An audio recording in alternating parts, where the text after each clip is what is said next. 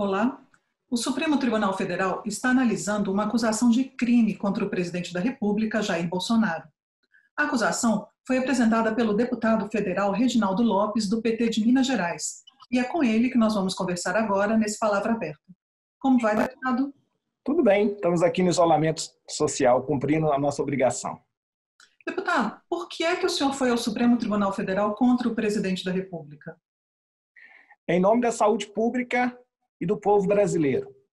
O presidente Bolsonaro tem sido irresponsável porque, de fato, ele reconheceu a calamidade pública e a pandemia no dia 13 de março e, a partir daí, ele tem cometido vários atos de irresponsabilidade contra a legislação sanitária do nosso país. Há uma previsão, é tipificado no Código Penal brasileiro, no artigo 268 e no artigo 285, aonde determina que um presidente da República, uma autoridade, não pode ter ato que coloque em risco a vida de milhões de brasileiros. E o senhor pode Portanto, explicar para nós? Esse ato é abstrato.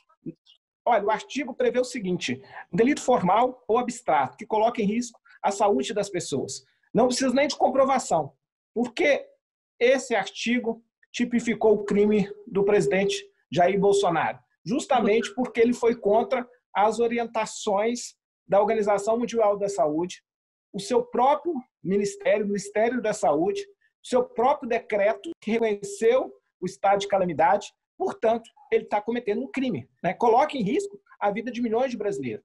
Essa foi a primeira notícia crime, que nós apresentamos baseado no artigo 268, combinado com o artigo 285 do Código Penal. Mas depois do pronunciamento, no dia 24 de março, ele cometeu outro crime tipificado em outros artigos, como, por exemplo, no 286, que é o seguinte: quando um ato do presidente da República pode levar à morte de milhões de pessoas. Então, ele cometeu um ato, rompeu o isolamento e promover aglomerações. Portanto, isso é um reconhecimento de que, de fato, ele cometeu um crime contra a legislação sanitária do nosso país e está previsto no Código Penal. Deputado, essa queixa que o senhor apresentou ao Supremo Tribunal Federal, ela é chamada de notícia-crime. O senhor pode explicar para quem está nos assistindo exatamente o que é uma notícia-crime e o que pode acontecer depois da apresentação e depois que o tribunal avaliar esse pedido do senhor? Eu poderia ter apresentado, evidente, na PGR, mas no caso de omissão do Ministério Público, o cidadão pode questionar o Supremo Tribunal Federal. E assim entendeu o relator, ministro Marco Aurélio Mello, que compreendeu que, de fato, ele deveria abrir vista à PGR, né, a Procuradoria-Geral da República. E, a partir desse procedimento do ministro do Supremo Tribunal Federal, a PGR terá que posicionar pelo arquivamento ou se ele reconhece que, de fato, o presidente da República cometeu crime contra o nosso Código Sanitário. Se a compreensão for que ele, de fato, cometeu um crime, o ministro volta o processo ao STF e o ministro Marco Aurélio Mello ele vai avaliar se, de fato, ele deve encaminhar ou não para a Câmara dos Deputados. Ele encaminha a notícia-crime à Câmara dos Deputados, que tem 5 sessões para ela posicionar se autoriza ou não o Supremo Tribunal Federal investigar o presidente da República. Se for autorizada essa investigação, o presidente da República é afastado por 180 dias. Aí sim, o Supremo Tribunal Federal tem 180 dias para concluir o processo. Se não concluir nesse prazo, o presidente volta e assume o cargo. Concluído pelo afastamento, a Câmara tem que referendar, reconhecer. Reconhecido, aí sim, o presidente da República perderia o cargo. Essa é uma situação muito grave. O senhor considera que esse caminho, né, que o senhor está propondo ao Supremo Tribunal Federal é um bom caminho da atuação do Congresso e dos parlamentares? Não foi só o senhor que apresentou queixas desse tipo, né? Lamentável, né? É lógico que o presidente da República deveria estar liderando o país, mas o presidente da República não garante nenhum segmento, nenhuma previsibilidade. Ele é totalmente irresponsável. Vamos lá, quem está cuidando de enfrentar o vírus lá na ponta, né, a pandemia, são os governadores e os prefeitos. Não, ele edita uma medida provisória para acirrar conflito.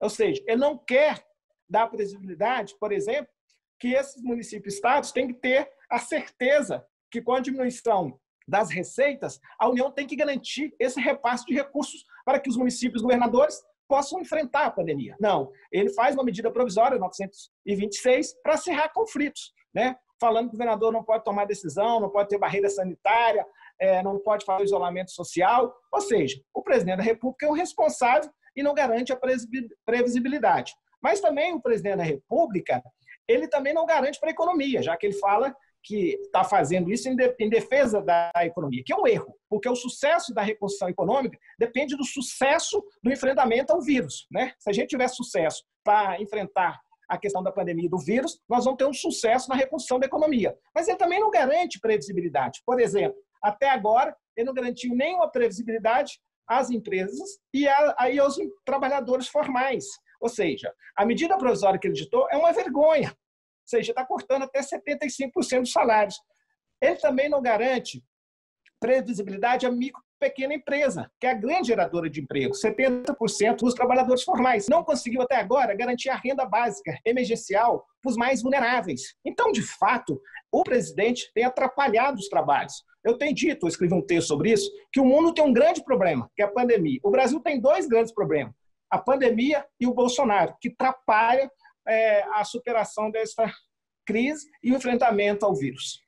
Deputado, muito obrigado por falar conosco e explicar a sua ida ao Supremo Tribunal Federal. Nós conversamos com o deputado Reginaldo Lopes, do PT de Minas Gerais, que explicou a notícia crime que ele apresentou ao Supremo Tribunal Federal, pedindo a investigação do presidente Jair Bolsonaro por crime comum. Este foi o Palavra Aberta. Até a próxima.